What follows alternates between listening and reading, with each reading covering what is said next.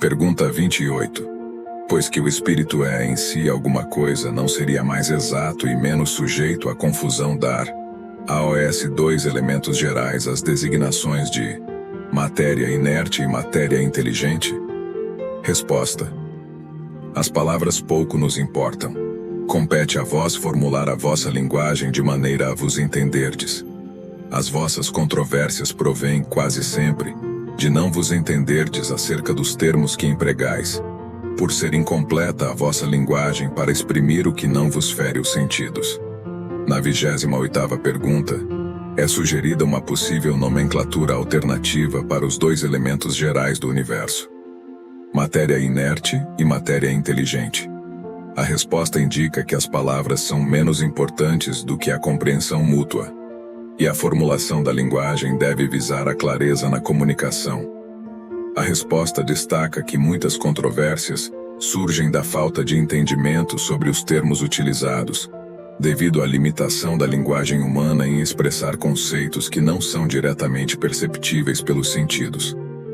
Essa perspectiva enfatiza a flexibilidade da linguagem e a importância de uma comunicação clara.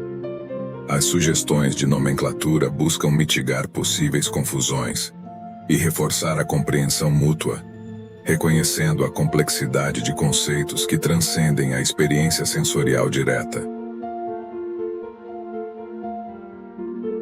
Pergunta 29.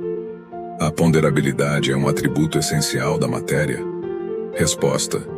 Da matéria como a entendeis, sim, não porém da matéria considerada fluido universal.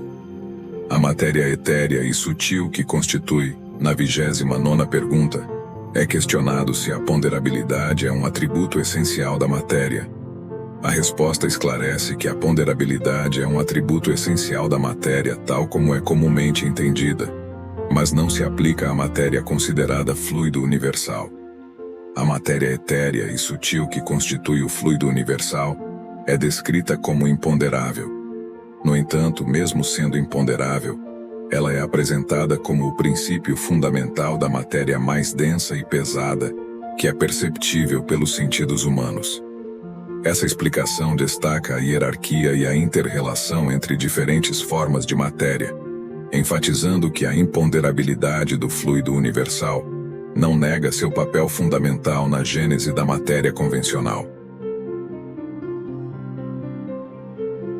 Pergunta 30. A matéria é formada de um só ou de muitos elementos? De um só elemento primitivo. Os corpos que considerais simples não são verdadeiros elementos, são transformações da matéria primitiva. Na 30ª pergunta, é indagado se a matéria é formada de um só ou de muitos elementos. A resposta enfatiza que a matéria é formada por um só elemento primitivo. Os corpos que os humanos consideram simples não são elementos verdadeiros, mas sim transformações da matéria primitiva.